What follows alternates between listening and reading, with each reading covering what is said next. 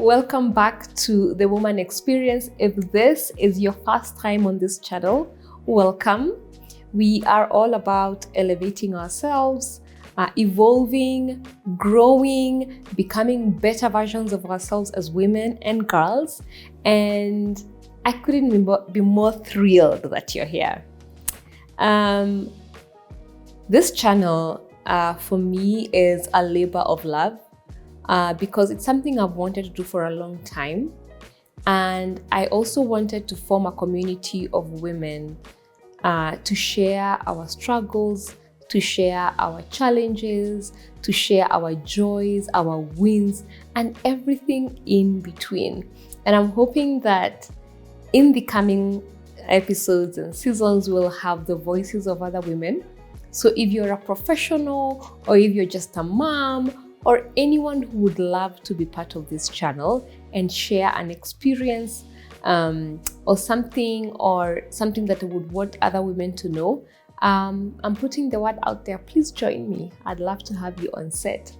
We are currently talking careers, everything about our jobs, the things that make us wake up every day, especially for those who are employed and are in careers. And I shared last time on the things that you could do as a 20-year-old when you're beginning in your career to be ahead of the pack. And I promised I would do a quick one on mid-level managers.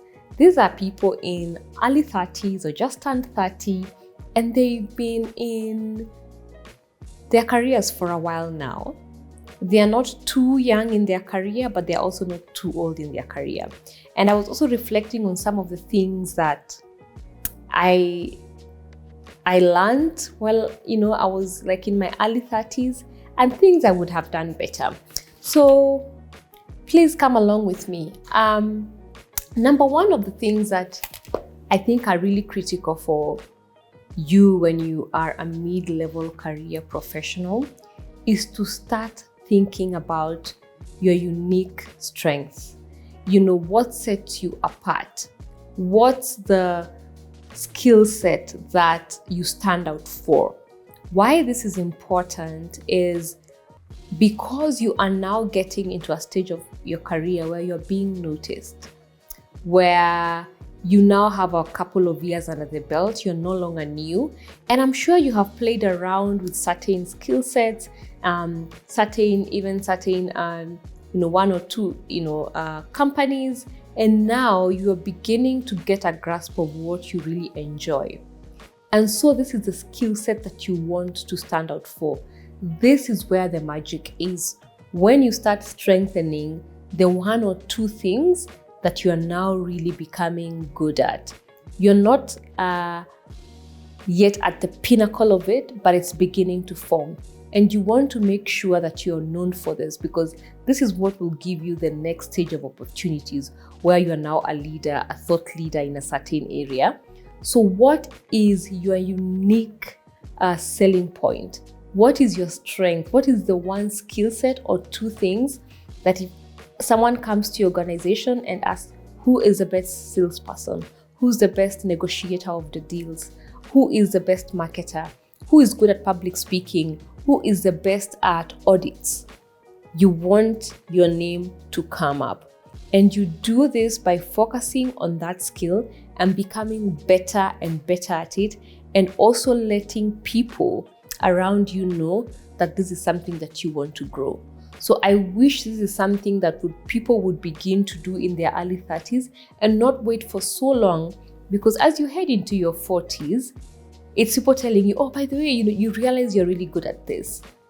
But in your early 30s, you can start to get a feel of the things you enjoy and the things that effortlessly apply to you. You don't need so much, push, because you enjoy them and you're really good at them. So find your unique selling proposition. Find that and double down on it. Now that you have your signature skill or your unique selling proposition, the other thing I want you to think about is having a personal advisory board. What do I mean? In your 30s, you have now gotten a couple of people who you know are really good mentors or sponsors. And we'll talk about that in another video, about mentors and sponsors. But now I want you to think about a personal advisory board. This is a group of people who combined will give you a 360 overview of how you are in your career. So think about one person who understands your technical skills, the other person understands your personal skills, the other person, for example, is your friend who understands your emotional intelligence at work or your social skills at work. So you want to curate 2 to 3 or 4 people who you can always go to advise you strategically about components of your work and how they are showing up. Because one person could know you from the technical side, another from the social side, another from, another angle. So you want to make sure that you have people who are constantly giving you feedback. And how do you form a personal advisory board? You ask them, I would really just want to get feedback about how I'm doing. It could also be someone just outside your industry, but have seen you through the last 3, 4, 5 years, and they have a good feel of what your weaknesses are and what your strengths are. And what you do with this personal advisory board is you keep in touch with them and you make sure that you're always updating them. And most of them anyway should be people you are sort of in the same industry or the same workspace in. So it becomes easier because this advice collectively, if you improve on it, if you act upon it, you are now becoming a well-rounded person. Because in your 30s, you realize that it's just not one skill set. It's not just the signature skill set that we talked about. You need emotional intelligence. You need to know how to be with people. You need how to be a leader. So you need all of these skill sets. And these people touch on those various touch points. So I think it's really important that you're always getting feedback from people on how you're doing. So make sure you curate your own little personal advisory board. They do not have to know each other, but these are people who know you from the different angles and are helping you be a well-rounded leader. I hope that helps. Let's go to number 3. You want to own and share your wins strategically. If you have listened on this channel, this is something I will keep talking about. You have to be strategic about how you own your wins and share them. Because more often than not, we wait for years before we document our wins, before we strategically share our wins, and sometimes you are passed by a lot of opportunities. So in your 30s, you want to really be good at, one thing I love is just documenting. Get a basic Google Doc, an online note taker, and every quarter, every 5 months or so, start noting down the wins that are happening in your career. Because a time will get by when you will no longer even remember some of the wins you made. So be strategic about those wins. Also in platforms like LinkedIn, in meetings, know when to share when you have accomplished. And why you want to start building these muscles in your 30s is that by the time you're in your 40s, it will become so easy for you to share what value you offer, but also easy for you to just have I would say a closet full of wins, and you can share them as needed. So please be very, very strategic about owning, sharing your wins, speaking out more in meetings, leading projects, and also just making sure that you're standing out. Do not wait until, late 30s when you want promotions or you want to be in certain spaces. That's when you're owning up your wins. And this comes with confidence. And how do you build that confidence? You start just owning it, documenting, telling it to people. Remember your personal advisory board, sharing it with them, so that they can let you know that this is a big one. Make sure you share that in a meeting.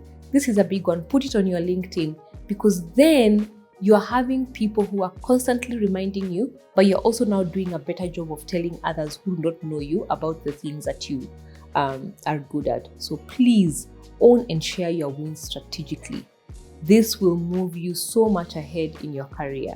And I love that these days on LinkedIn, I'm seeing a lot of people just sharing things they have, projects they own, or things that they're leading.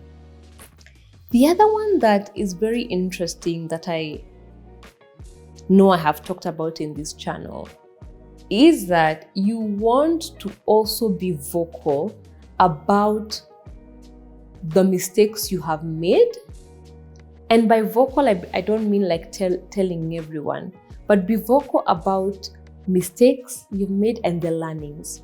One of the most valuable things I think that leaders have, or potential leaders have, is that they turn their failures into like learning points. And for you to be a mid-career professional and be very honest about the things you're learning as you go along and where you have failed, it really puts you up as a person who is well-rounded, as a person who is not afraid to make mistakes and do something about them. And I think this also is a really good show of a leader.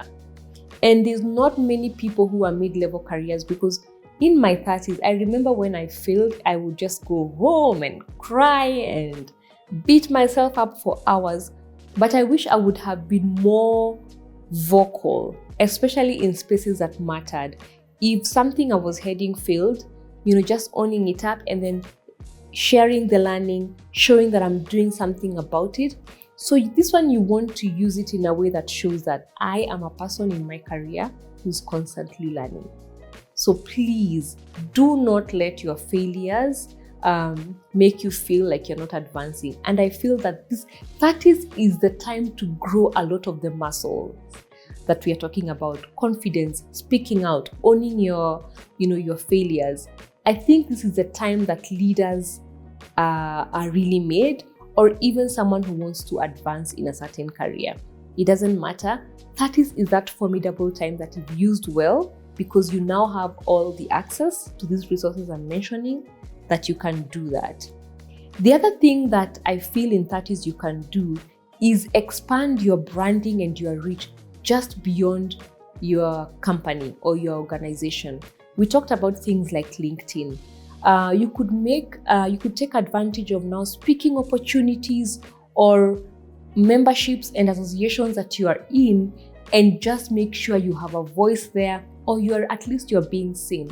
Remember, now it's not like in your 20s where you are just joining to just volunteer or not, and you are really in the background. Now in your 30s, you're coming to the front. You are being strategic about what spaces you appear. When you get invited, how do you brand yourself? Do you add value in those spaces? So start expanding your brand beyond your organization, because you're not going to be there forever. And 30s is a good time to do this, because you now have a bit of money, you have a bit of income, you have a bit of leverage, you have a bit of years under your experience, and you can be in these spaces and say, this is the value I bring and this is what I learned. So please expand your brand and take advantage of any opportunity that primes you up as a leader. One that I think is also very interesting, that probably we don't do a lot in our 30s, is to be an advocate for other women or even other emerging leaders. And why this is very interesting is that it also shows people that you're willing to build a team, that you're willing to recognize others, and I dare say it makes you stand out as a leader. So you don't have to be a senior leader in your late 30s or early 40s or whatever for you to be a strong advocate when others do well. I think it will also it's a time to bring out that aspect that you're not just about doing it alone, you do it with others. So use your 30s as well as a mid-level manager or as someone who knows a bit of career, and let others shine as well. Speak well about them, advocate for them. Be the person that when people see you, they know, for this, if we have her on our board, she's a good advocate for the kind of work that we do. And I think this just elevates you above others, because there's not a lot of people in the workplace who champion others enough. And if you're seen as one of those, trust me, you'll be on your way to just genuinely people wanting to work with you, wanting them to be on your side. I hope this helps. And if you are someone who's in their mid-30s or, just in their 30s and in the midst of their career, let me know what else I have missed.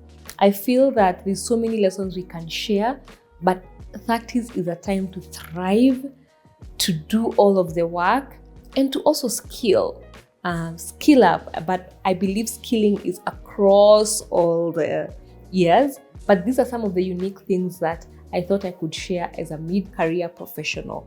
Things you could do to just stand out. So let me know if I've missed anything on mid-career professionals. There's so much to discuss, but I always try to share things that I feel I did not quite do or things that stand out. But I'd be happy to hear from you. If you know another woman who would benefit from this, let them know. Like the video, share, subscribe. It means so much to this channel. And thank you. Until next time, bye-bye.